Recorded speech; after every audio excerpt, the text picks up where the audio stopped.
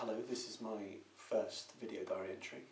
My name's David and I'm sitting in a flat in Ulaanbaatar in Mongolia, and it's the 29th, no it's not, it's the 30th, Sunday the 30th of August 2009, and this is going to be my video diary. I'll do one or two of these every week. I'm here to work in an orphanage for 4 weeks, and then I'm getting a train back to Moscow, and I thought I might keep a video diary.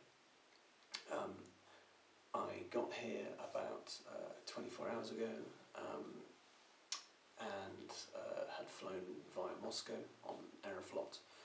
Moscow airport is ridiculous. They have one of everything: one bag scanning machine, one metal detector, one person checking your visa as you go in and out.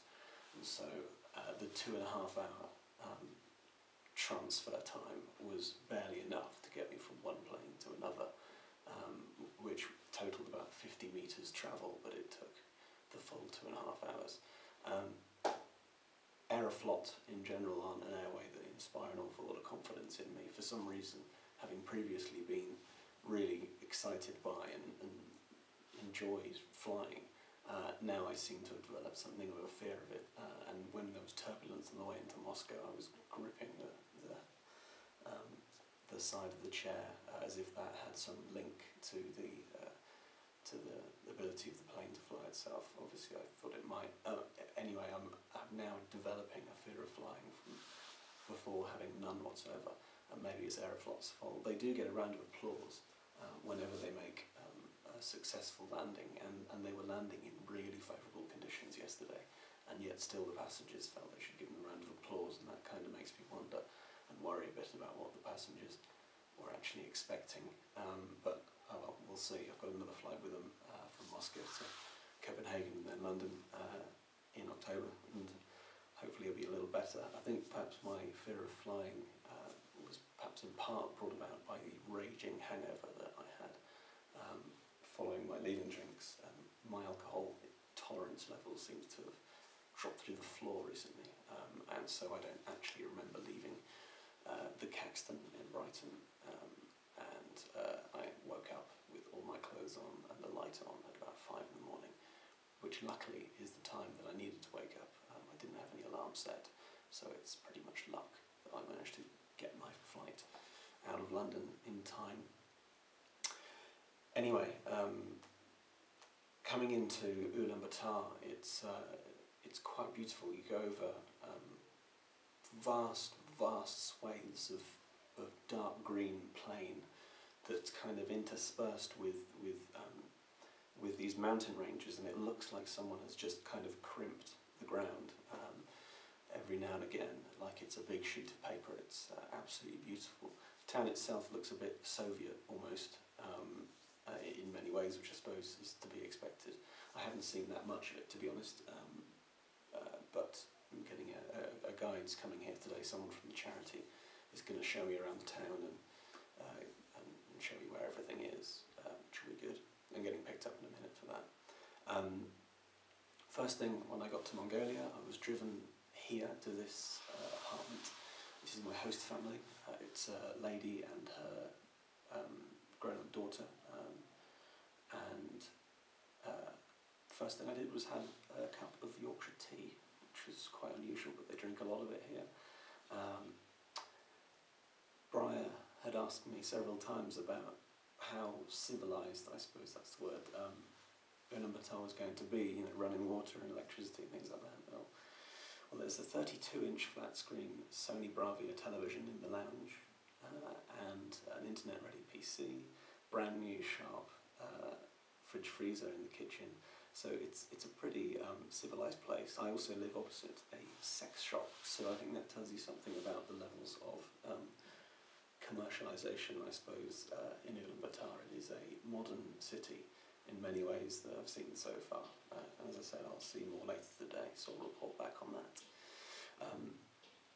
Last night, after sleeping most of the day, I was picked up by someone from the charity and was taken to a karaoke bar where I met about 7 or 8 other volunteers that are here at the same time. Not necessarily doing the same work, but they're in in town at the same time. Now, I would quite like to have used that hour and a half, 2 hours to speak to these other Western and in some cases fluent English-speaking volunteers about their experiences of Mongolia, because they'd been here 4, 5, 6 weeks. But instead we spent our time singing. I've never been to a karaoke bar, and I'd like to never go to one again, but there's lots of them in Mongolia, and I'm sure I will have to go to some again. Eventually I caved and sang Don't Look Back in Anger by Oasis, which I think retained some dignity whilst satisfying their requirement that I should sing at least one song, and it's a pretty easy song to sing as well. So that was that. It was in this bar, and it was a small room, almost like a booth in a nightclub, but enclosed, with a projector at one end, a projector screen at one end where the lyrics would all come up, against a background of what looked like library footage of different parts of Mongolia, and the backing track was this Muzak. It was a fairly interesting experience, and there was these disco lights as well in the room flashing around whenever the music was on, and it did occur to me when I went in there, I thought, you know, there is an out here. I can get out of this. I can tell them I'm epileptic, and that I can't be in this room while these lights are flashing about at thousands of miles per hour.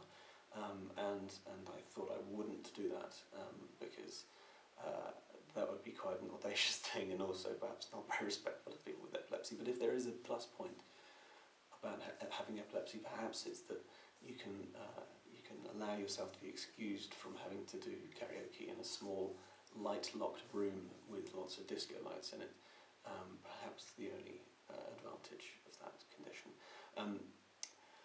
So that's about it so far. I'm now waiting to get picked up to be shown the city in more detail, and I'll do another one of these some other time soon, I suppose. If you don't know me or Ulaanbaatar, this is going to be fairly boring perhaps. If you do know me and or Ulaanbaatar, it might still be quite boring, but there we go. You don't have to listen to this, I suppose.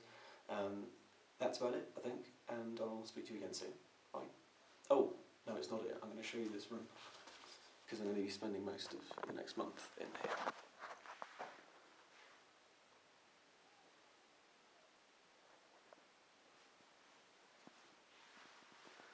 And this is a view out over a sort of a council estate style set of buildings, and I think that's about it, so I'll speak to you again soon.